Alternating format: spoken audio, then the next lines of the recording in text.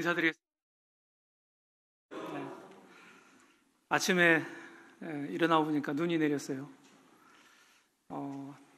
대개 이제 연초에 내리는 눈을 이제 서설이라고 그러는데, 올해 두 번째 왔나요? 눈이? 서울은? 뭐 서설을 그러면 이제 성스러운 눈이다, 뭐 이런 뜻이라고 그러는데, 우리 형제자매님들 이렇게 뵙게 돼서 반갑습니다. 제가 이제 눈을 생각하면서 제가 오래전에 써놓은 시 한 수를 읊어드리고 시작하겠습니다. 네. 제목은 겨울 향기입니다. 밤새 소리 없이 행한 위대한 사역, 더럽고 추한 모든 것 덮은 하얀 향기, 하양색 은혜.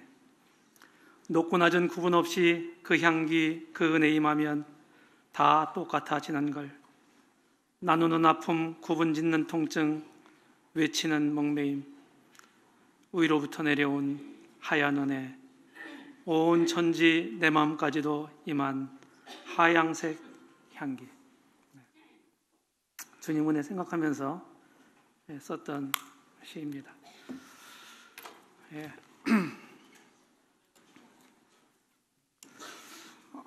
오늘은 제가 먼저 시간 좀 주십시오, 이렇게 자청한 시간입니다. 예, 시간을 허락해 주셔서 감사드리고요. 이제 2시간을 할애를 해 주셔서 감사드리는데, 이제 다 생각하시겠지만은 첫 번째 시간에는 이제 교육이라고 하는 거, 특별히 우리는 이제 신앙 교육이겠죠, 성경 교육. 이것에 대해서 좀 제가 평소에 생각했던 이런 것을 정리한 것을 자세히 말씀을 드리지는 못할 것 같아요. 그래서 스크리닝 하는 식으로 생각해보고 이제 예배 드린 다음에 두 번째 시간에는 이제 제가 섬기는 CTI에 대해서 이제 소개를 해드리려고 합니다. 먼저 본론으로 들어가기 전에 시편 78편을 읽겠습니다. 시편 78편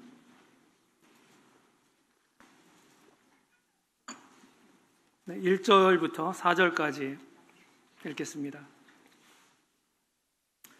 내 백성이여, 내 율법을 들으며 내 입의 말에 귀를 기울일지어다. 내가 입을 열어 비유로 말하며 예로부터 감춰졌던 것을 드러내리 하니, 이는 우리가 들어서 아는 바요 우리의 조상들이 우리에게 전한 바라. 우리가 이를 그들의 자손에게 숨기지 아니하고 여호와의 영예와 그의 능력과 그가 행하신 기이한 사적을 후대에 전하리로다.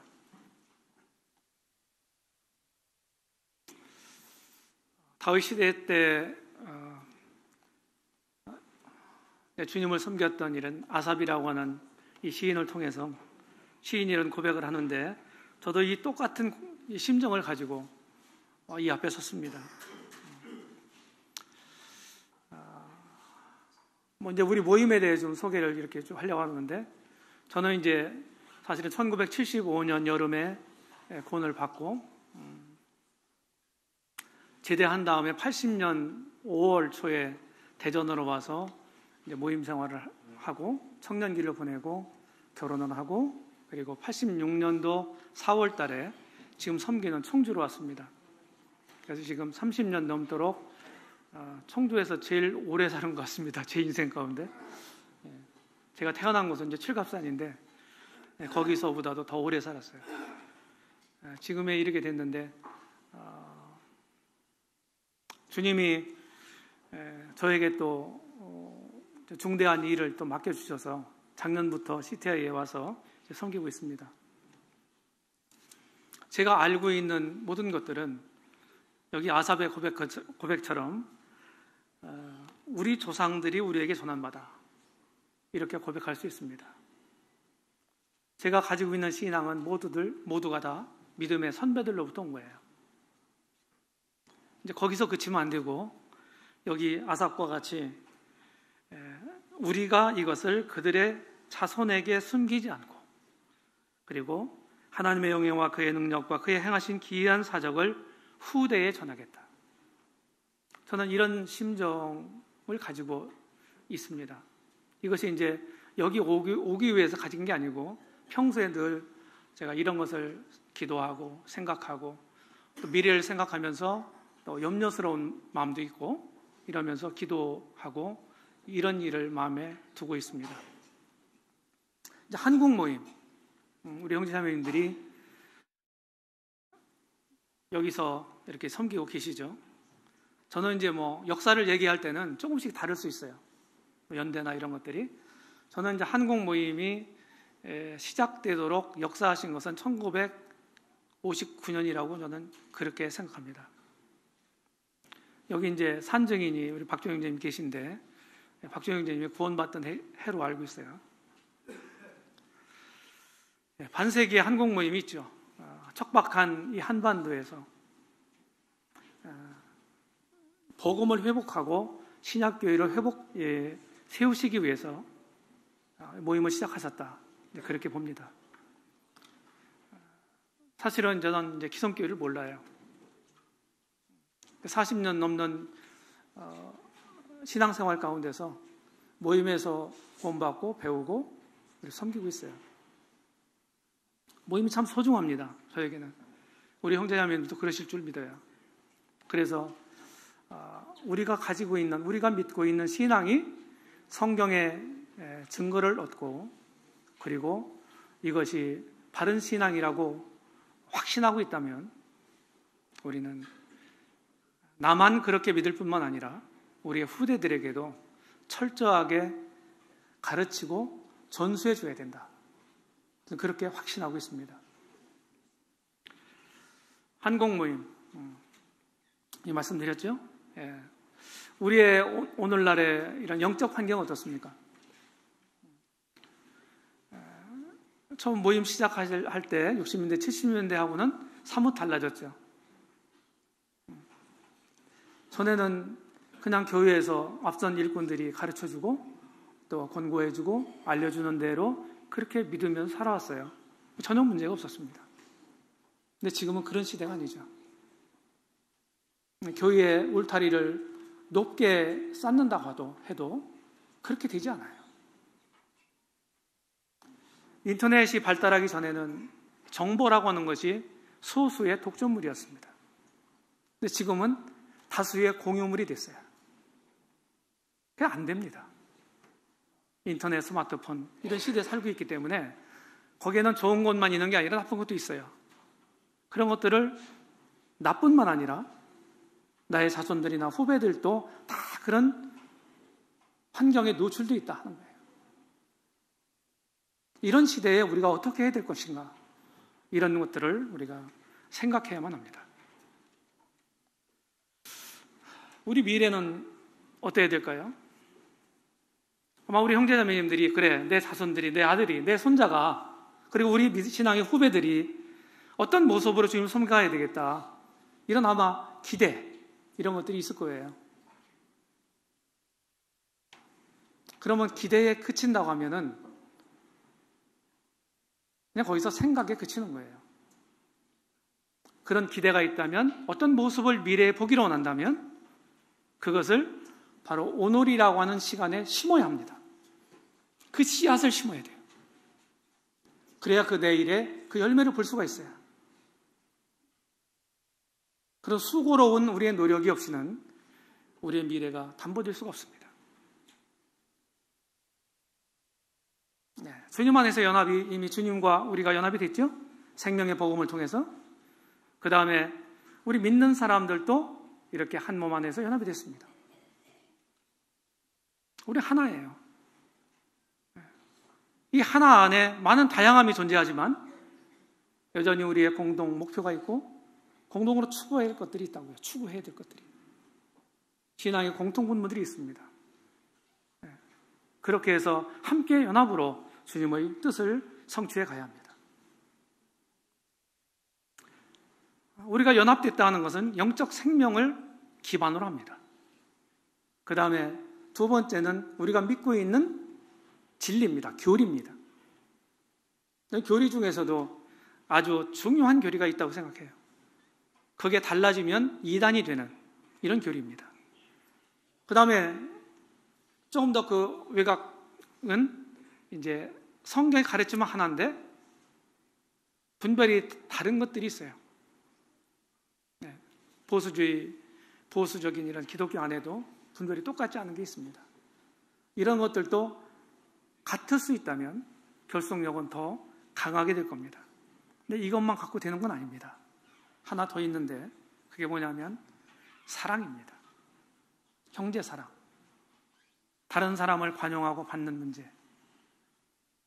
다른 사람에 대해 오래 기다려주고 참아주는 문제. 이런 인격적인 신앙의 성숙한 그런 모습이 없이는 우리 하나됨을 지켜갈 수는 없습니다. 이것이 성경에서 가르치는 바라고 저는 생각해요. 이따가 또 보여드리겠습니다. 우리 모임이 연합의 세 가지 원천이 뭐냐? 저는 이렇게 생각합니다. 우리 모임이 19세기 초엽에 시작됐다고 그러죠. 그때 영적 환경은요, 개혁주의자들이 일궈놓은 그런 진리의 토대 위에 있었어요. 그들은 복음을 회복했습니다.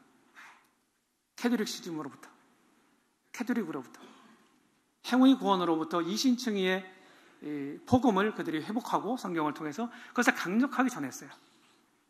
그것이 이제 몇백 년이 흘러왔습니다. 근데 개혁자들에게도 진리의 빛을 하나님이 다 비추신 게 아니에요. 그들은 뭐 몸된 교회 이런 얘기도 했지만은 실상은 많이 캐톨릭적인 그런 부분들을 탈피하지 못했습니다. 종말론에 대해서는 거의 손을 대지 못했어요. 그런데 19세기에 우리 믿음의 선배들을 통해서 교회의 진리와 이런 성도의 소망에 관해서 아주 밝히 드러내셨어요.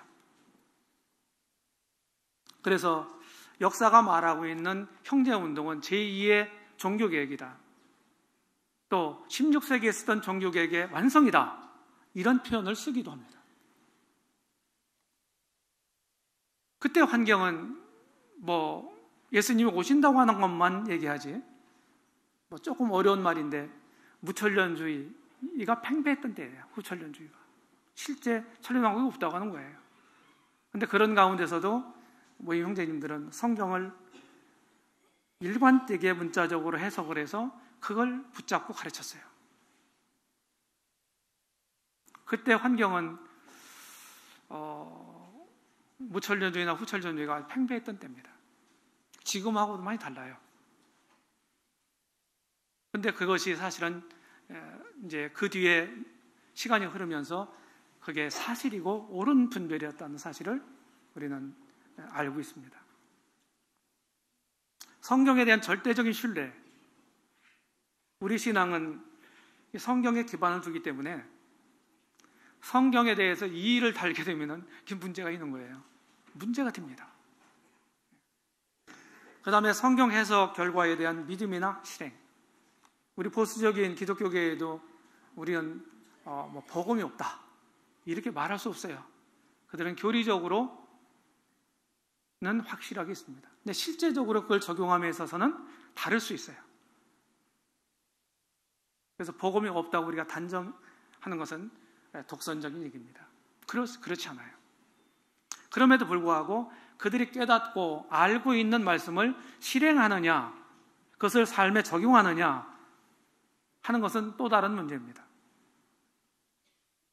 그런데 우리 모임은 깨달은 대로 실천하려고 노력을 하고 있죠. 그렇게 실행하고 있죠.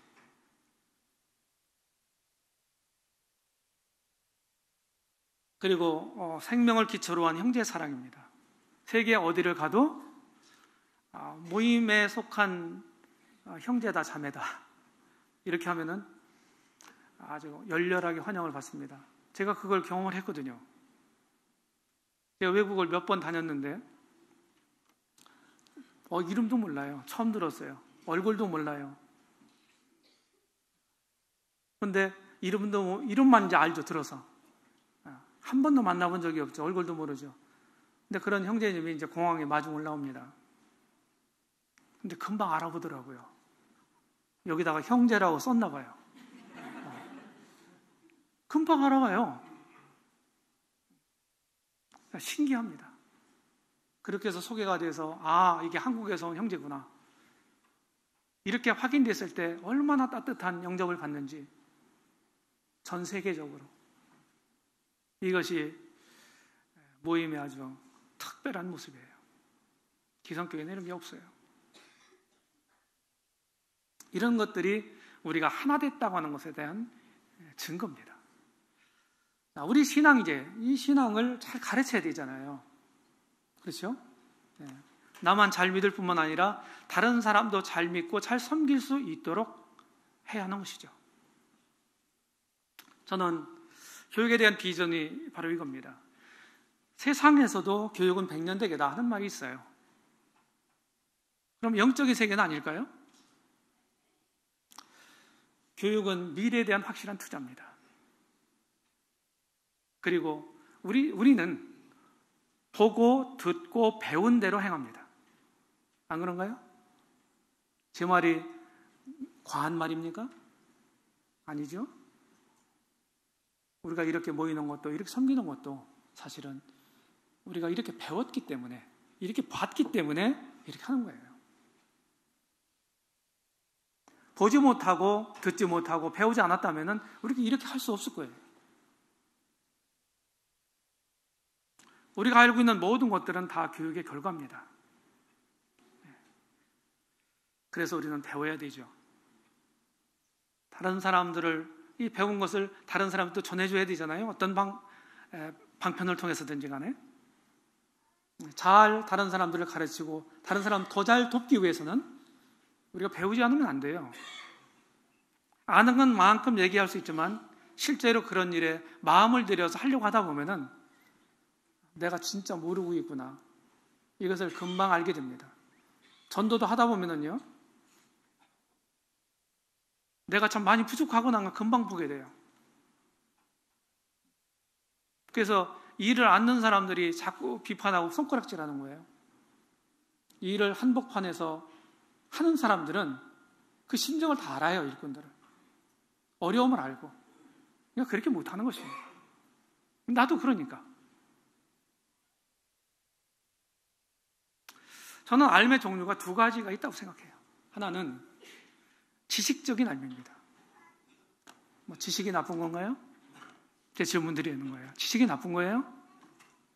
지식이 죄입니까? 아니죠? 우리는 알아야 돼요. 그럼 이 지식적인 암, 제가 경험적인 암 두 가지로 구분을 했는데 지식적인 암은 어떻게 배울 수 있을까요? 어떻게 가질 수 있을까요? 책상에서 배워야 됩니다. 책상에서. 그게 필요한 거예요. 그런데 책상머리에서 다 배울 수 없는 게 있어요. 그게 뭡니까? 하나님의 세월 동안에 경험을 통해서 배우는 것입니다. 이 양면이 필요한 거예요. 많은 시간 동안에 배워야 되는 것입니다. 그래서 어느 한 가지만 강조하게 되면 그것은 균형을 잃는 것입니다. 균형을 잃게 되면 뭐든지 균형을 잃게 되면 문제가 오도록 되어 있어요. 그건 바른 게 아닙니다. 교육은 참 중요합니다. 저는 교육을 생각하면서 무엇을 알고 있느냐 이것보다도 누구에게서 배웠느냐 이게 더 중요하다. 동의하시나요? 리얼한 예를 좀 한번 들어볼까요? 자, 성경을 잘 모르는 사람이 요새 아주 유명한 이단이 있죠. 뭔가요? 아주 유명하네요. 바로 신천지라고 나오니까. 이 사람들로부터 교육을 받았다. 그러면 뭐가 될까요? 그럼요. 그건 당연한 것입니다. 그래서 누구에게서 배웠느냐가 굉장히 중요한 거예요. 얼마나 뭐를 많이 알고 있느냐 이것도 중요하다고 볼 수 있지만 거기에는 바른 지식이 아닐 수도 있어요. 그게 항상 사람이 중요한 것입니다. 그러니까 우리는 교회도, 우리 모임도, 한국 모임도 사람을 길러야 되는 거예요. 그리고 우리 미래가 있는 것입니다.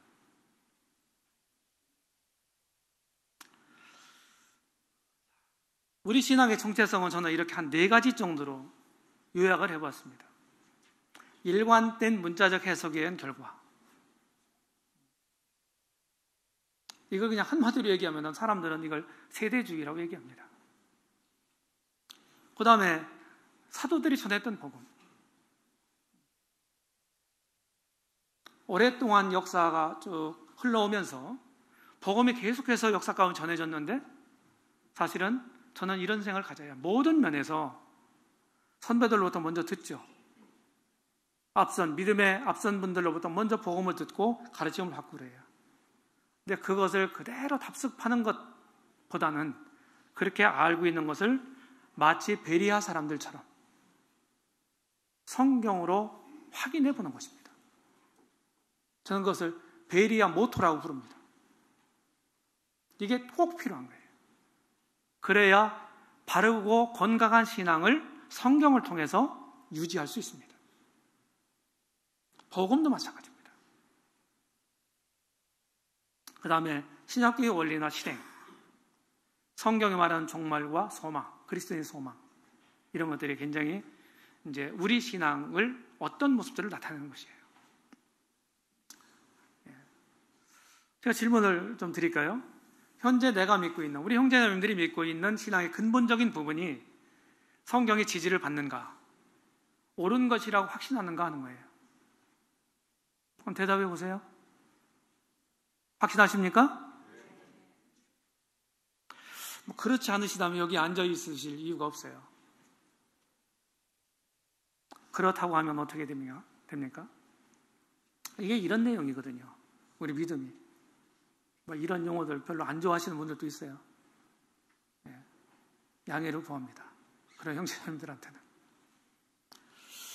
그래서 이것을 우리 후배들에게, 우리 자손들에게 전수시켜야 되지 않겠어요? 나만 잘 그냥 주님 믿다가 그냥 세상 떠나고 나중에는 그냥 주님이 알아서 하시겠지. 물론 주님이 하시죠. 근데 주님은 우리 사람들을 통해서 하신다는 거예요. 바로 나를 통해서, 우리를 통해서. 내가 복음을 전하지 않으면 사람들이 구원받을 수 있을까요? 받을 수 없어요. 하나님이 주권적으로 하시는 일이지만 우리가 그 도구라는 사실이에요. 그래야 우리의 모습을 저 미래에도 옮겨놓을 수 있어요. 우리가 완벽하지 않습니다. 부족이 많습니다. 우리 아직도. 그럼에도 불구하고 저는 모임보다 더 성경을 존중하고 경건하고 그리고 이렇게 하나님의 뜻을 순종하고 실현하려고 애쓰는 그런 데도 없다. 저는 그렇게 생각해요. 물론 반성할 부분 많이 있어요. 우리가 교만하다는 얘기가 아닙니다. 자, 한국 모임의 교육. 저는 누가 전해야 되느냐, 이런 사람이 전해야 된다. 다 제가 말씀을 못 드리겠습니다. 무엇을 전할 것인가 이제. 저는 어떻게보다도 무엇이 더 우선적이다 하는 생각이 들어요. 무엇보다도 누가가 더 중요하다 하는 거예요. 방법은 여러 가지가 있을 수 있습니다. 그리고 방법은 시대에 따라서 변할 수 있어요. 그리고 변해야 돼요. 그런데 누가 전할 것인가? 그럼 무엇을 전할 것인가? 가르칠 것인가? 이거는 변해서는 안 되죠. 우리가 기대하는 건 뭡니까? 저는 에베소 4장 1절부터 7절까지 말씀을 쭉 보면서 이런 생각을 가져봤어요. 제가 이렇게 그려봤습니다. 여기 보니까 성령의 하나 되게 하신 게 있더라고요. 그리고 그것을 힘써 지키라는 거예요. 이 두 가지가 있어요. 양면이. 하나 되게 하셨고 이미 하나 되게 한 것을 힘써 지켜가라는 거예요. 유지하라는 거예요.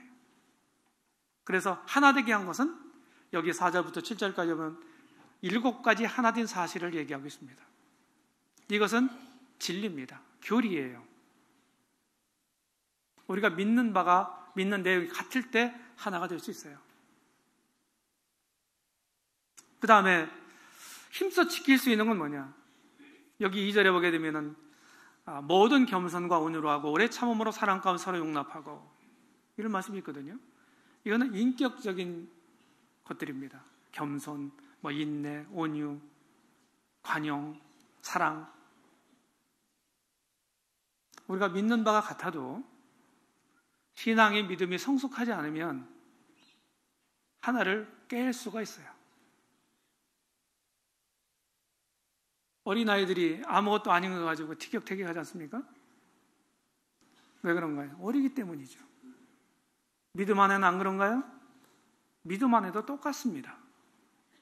그래서 우리는 그리스도의 장성한 분량에 충만한 데까지 이르러야 합니다. 우리는 범사에 그에게까지 자라야 합니다. 주님이 우리의 목표예요. 우리 모델이에요. 그분을 힘써 구해야 합니다. 우리가 믿는 내용, 그것만 갖고 되는 게 아니고, 그것 중요하지만, 그게 근본적인 거지만, 그 위에다가 뭐가 있어야 돼요? 우리 인격이 성숙해야 돼요. 이럴 때 우리가 하나된 것을 지켜갈 수가 있고, 이런 믿음을 후대에 전할 수가 있겠습니다. 막 모임에서 이제 분란이 생기고 그러면요, 전도도 못한대요. 어떻게 구두자를 데려오나, 창피해서. 그렇잖아요. 그리고 어떤 일꾼한테 또 그런 얘기 들었어요. 모임이 참 좋다고 하는데, 말씀대로 한다는데 저렇게 분란이 생기고 서로 삿대질하고, 근데 어떻게 모임이 좋다고 얘기할 수 있나? 누구 책임인가요? 우리 책임입니다.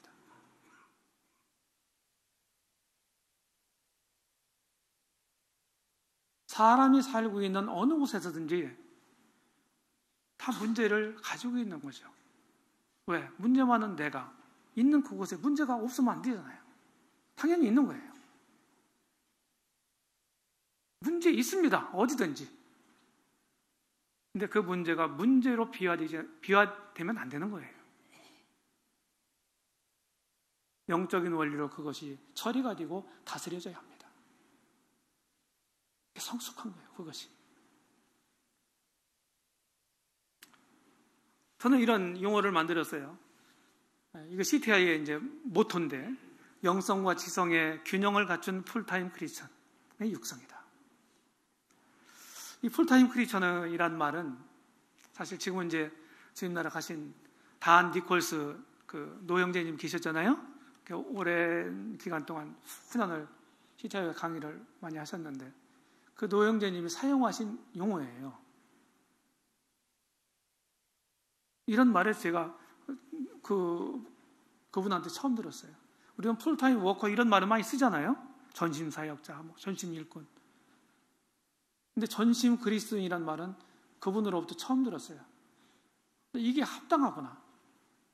내가 어디에 있든지 언제든지 주님을 섬기고 주님을 나타내고 주님을 드러내는, 그리고 주님으로 사는 이런 사람이어야 되지 않나. 주님 믿는 사람은. 그게 그리스도인이라고 하는, 그리스도의 사람이라고 하는 바른 의미가 아니냐, 그런 생각을 갖는 것입니다. 저는 세 가지로 요약을 했는데, 하나는 바이블 신앙이다.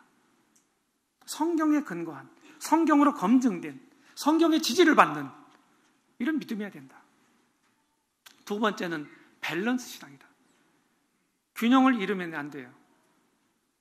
진리의 균형을 잃게 되면 문제가 생깁니다. 중대한 교리의 균형을 잃게 되면 이단이 됩니다. 교회사를 보게 되면 삼위일체 교리로 많은 논쟁이 있었던 때가 있었어요. 그때도 예수님은 하나님이시면서 사람이시잖아요. 그렇죠? 신성과 인성을 동시에 가지고 계신 분이잖아요. 근데 그거 어느 한 가지만 강조하는 거예요. 그런 분들이 역사 가운데 일어났었어요. 다 이단으로 정죄된 거 아닙니까? 그는 균형을 잃었기 때문입니다. 지금 마찬가지예요. 우리 삶도 마찬가지예요. 교일 중요하지만 교일이 전부가 아니에요. 가정도 있고 직장도 있는 거예요. 우리는 다 충실해야 합니다. 그 다음에 세 번째는 투게더 신앙이다. 제가 이렇게 이름을 붙였어요. 우리 독불장군은 없어요. 함께 주님을 섬기는 것입니다. 함께 가는 것입니다.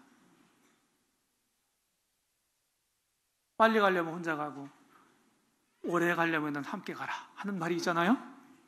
들어보셨나요? 신앙도 마찬가지예요. 함께 가는 거예요.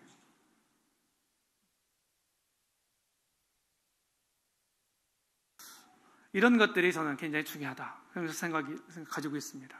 교육 내용과 방법, 우리 선진들이 보여준 신앙을 계승해야 된다.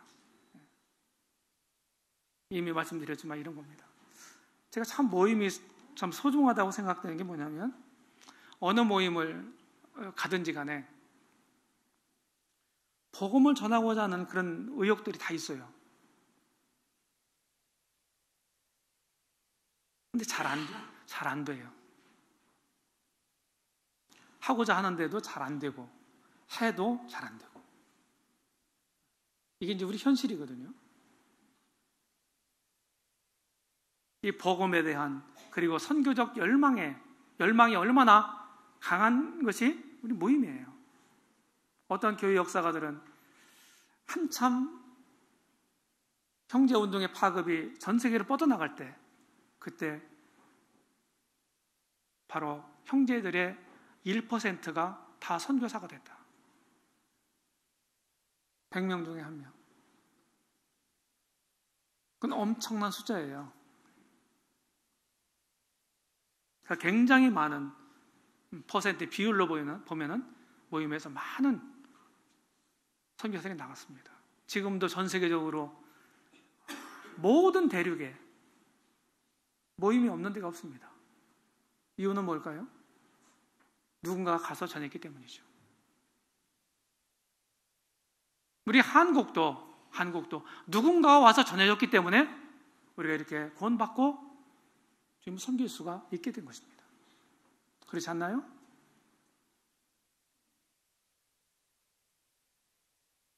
그리고 열린 마음, 좀 이렇게 닫지 말고 열린 마음, 타협하라는 말이 아니에요. 독선적인 거, 배타적인 건 좋은 게 아닙니다. 그런데 열린 마음, 그리고 유연한 사고, 이게 중요합니다. 우리는 분명한 원칙을 가지고 있어야 되지만 우리는 좀 유연한 사고가 필요하다. 저는 신앙생활 쭉 해오면서 그런 걸 쭉 배웠습니다. 저도 원칙을 중시하고 원리 원칙대로 살려고 하는 사람 중에 한 명이에요. 그게 나쁜 게 아니거든요. 그렇다 보면 상당히 경직될 수가 있어요. 그걸 너무 강조하다 보면. 함부로 살아라는 얘기가 아니죠. 그래서 이런 그 유연한 사고가 필요하고 진리에 대해 타협하라는 얘기 아닙니다. 그거 위에 다른 거, 다른 부분에 대해서. 안희숙 씨가 쓴 책인가? 뭐 그럴 수도 있지 하는 책 제목이 생각이 나네요. 그럴 수도 있지. 이런 마음가짐이 필요한 것 같아요. 네, 지금 말씀드렸습니다. 예수님을 믿는 것과 아는 일에 하나가 되어 라고 하는 말이 에베소 4장에 있는데요. 믿는 것과 아는 일에 하나가 되라. 교제. 우리가 어떤 교육 내용이 있잖아요. 이런 것들이 굉장히 중요합니다. 왜 그렇습니까? 당사자가 받는 영향력이 굉장히 크기 때문입니다. 누가 무엇을 가르치느냐 굉장히 중요한 거예요. 어떤 사람의 신앙의 일생을 좌우할 수도 있어요. 그러니까 우리가 이제 책 같은 것도 많이 지금 이제 기독교계도 책의 홍수 시대에 살고 있는데 책을 내가 읽을 책, 공부할 책, 교재 이런 것들을 선정하는 것도 굉장히 신중하게 해야 합니다. 우리는 어떤 책인가를 읽게 되면은 영향을 받도록 돼 있어요. 영향을 받도록 돼 있습니다. 우리가 그 많은 책들을 다 읽을 수 없잖아요. 그러니까 좋은 책을 읽어야 돼요. 안전한 책, 검증된 책, 이런 것들. 교회에서도 그런 것들을 잘 분별을 해서 잘 가르쳐야 되겠다 하는 거예요.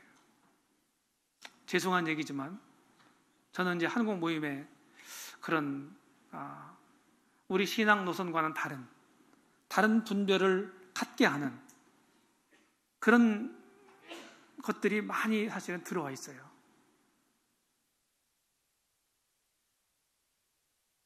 우리가 알고 있는 내용 중에 우리 선배들은 그렇게 하지 않았어요. 그래서 교재나 이런 선정들을 이렇게 참고하시면 좋겠고, 지금은 우리 형제님들이 쓰신 책도 굉장히 많아요. 그걸 다 보려고 해도 아마 시간이 모자라지 않겠나 하는 생각이 듭니다.